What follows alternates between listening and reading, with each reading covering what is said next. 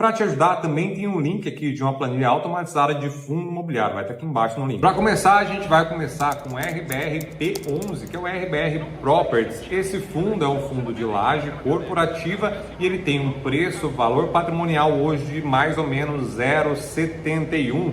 Isso quer dizer que ele está bem abaixo de 1. Apesar do dividendo não estar lindo, maravilhoso ainda, está 5,72 aproximadamente, isso deve subir em 13 centavos, porque o fundo que faz uma gestão ativa conseguiu vender alguns ativos do fundo, porque realizou a venda de alguns conjuntos, como o 1801 do edifício Právida, que fica lá em Alphaville, e também os conjuntos 11 e 12 do edifício Mykonos, que fica em São Paulo. O que chama bastante atenção desse fundo é a redução da vacância. Saiu de 45% lá no final de 2022 para 31% no final de 2023, e essa vacância acaba se concentrando também no edifício River One, e isso corrobora com as premissas que eu te disse lá atrás. Uma coisa muito legal para o Tanaka que investe nesse tipo de ativo de economia real é porque os reajustes dos contratos são feitos pela inflação ou pelo IGPM, então vai corrigindo o seu poder de compra ao longo do tempo. O próximo fundo imobiliário é o RCRB11, que é o Rio Bravo Renda Corporativa. É um fundo imobiliário também de lajes corporativas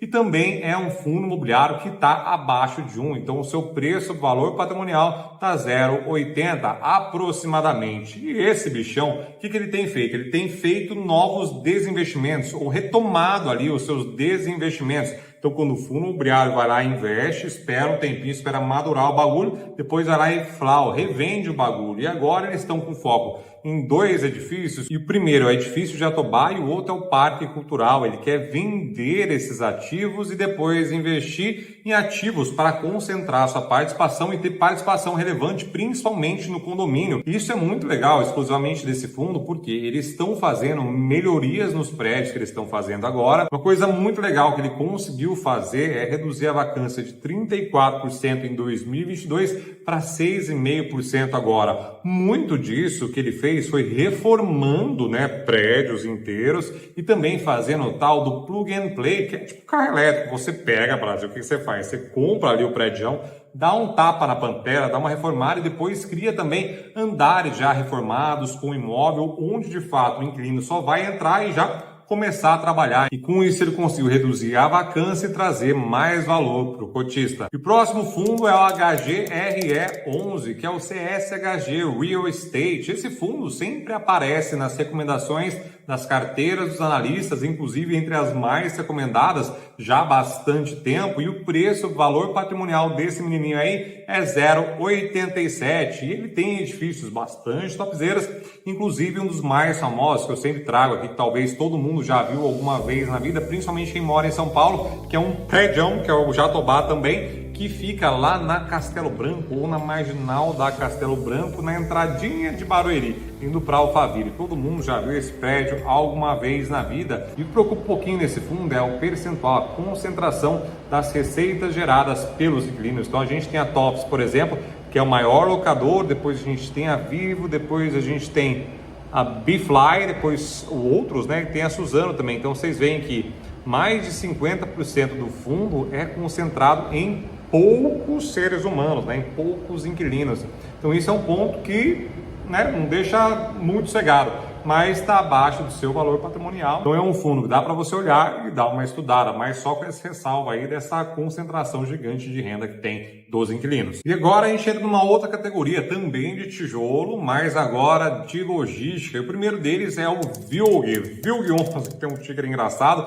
É da Vinci, então é bastante topzera a parte da gestão. E é um fundo imobiliário que está também abaixo de 1. Hoje o seu preço, o valor patrimonial é de 0,80 também. E o que ele preocupa, Brasil? Ele preocupa porque também tem a maior concentração no inquilino individual. Adivinha para quem? Para Tokstok. Porém, ele é um fundo bem diversificado, tem muitos imóveis, mas fica só esse porenzinho aí que já deixa com uma pulguinha atrás da orelha, Porque a Tokstok não está muito bem das pernas. Depois a gente também tem dentro Magazine Luiza, que também não está, meu Deus do céu da terra, como tá linda, maravilhosa, Com a taxa Selic caindo, o varejo tende a melhorar, mas não dá para saber até quando, Então fica só esse porém também para esse fundo, mas de fato ele está bastante descontado também.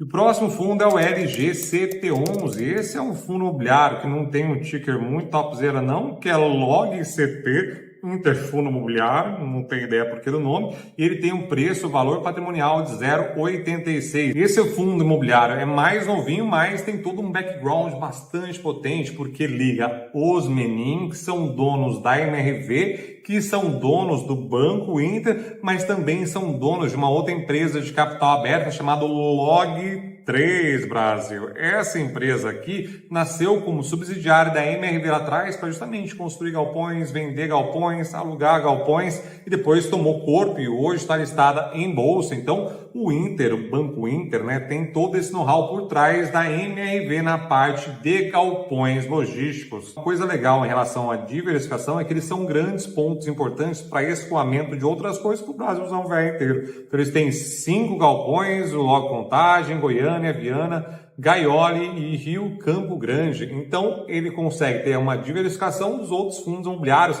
que tem aqui ali perto de São Paulo, Rio de Janeiro. Então esses meninos aí têm bastante coisas legais e você consegue olhar, quando você olha no RI deles, nos relatórios, onde estão posicionados esses fundos, quais rodovias eles estão. Então é um fundo imobiliário bastante interessante quando você pensa no setor logístico e também na diversificação do setor logístico. E agora, numa outra categoria, a gente tem shoppings. Eu trouxe para vocês o VISC11, que é o Vinci Shopping Center Fundo Imobiliário, porque lembra que eu falei para vocês da reprecificação dos ativos? Esse menininho aqui teve a reprecificação para cima dos seus ativos. E como esse indicador preço-valor patrimonial também é uma conta matemática, seu preço se manteve o mesmo, só que seu valor patrimonial aumentou, então vai cuspir um número menor aqui. Então quer dizer que, teoricamente, ele é o mais descontado de todos hoje. E aí, recentemente também, ele vendeu um ativo e comprou outros sets, comprou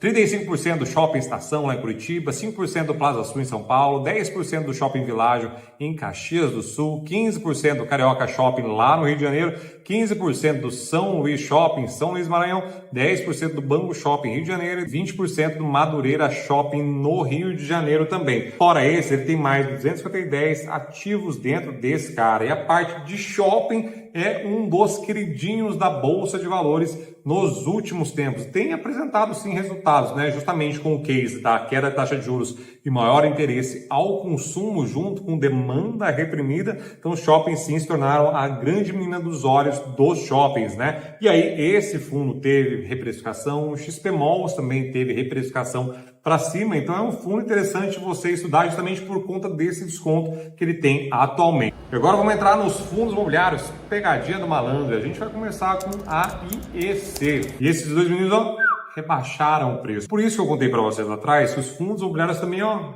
depreciam assim como a sua casa. A diferença é que esses menininhos listados em bolsa de valores têm que mostrar quanto vale o seu imóvel anualmente. Então quem já era cotista acabou dando uma lascadinha, mas a grande questão desse fundo é que ele só tem 2 ativos. Apesar do Rocha Verá ser lindo, maravilhoso, ser bastante topzera, você fica na mão de 2 imóveis só, né? Então tem que tomar muito cuidado com esse tipo de ativo com pouquíssimos inquilinos. Isso nos leva ao próximo fundo imobiliário, que é o GTWR11, que é o Green Towers Fundo Imobiliário. Esse menininho aqui, 2 das minhas maiores clientes têm, porque elas estavam no private do Votorantim. O Votorantim, ó, flau, empurrou para as crianças. Esse meninão sofreu muito, mas a principal questão desse fundo, e apesar do seu preço ao valor patrimonial também está abaixo de 1, está 0,86 aproximadamente, esse meninão é monoativo, é um puta prédião hoje locado para o Banco do Brasil lá em Brasília. Aí você fala, mano, isso aqui não é em Brasília, Banco do Brasil nunca vai sair de lá. E tem um cliente também que era dono de um prédio que o Santander alugava lá em Brasília, adivinha que o Santander fez, ó, saiu fora,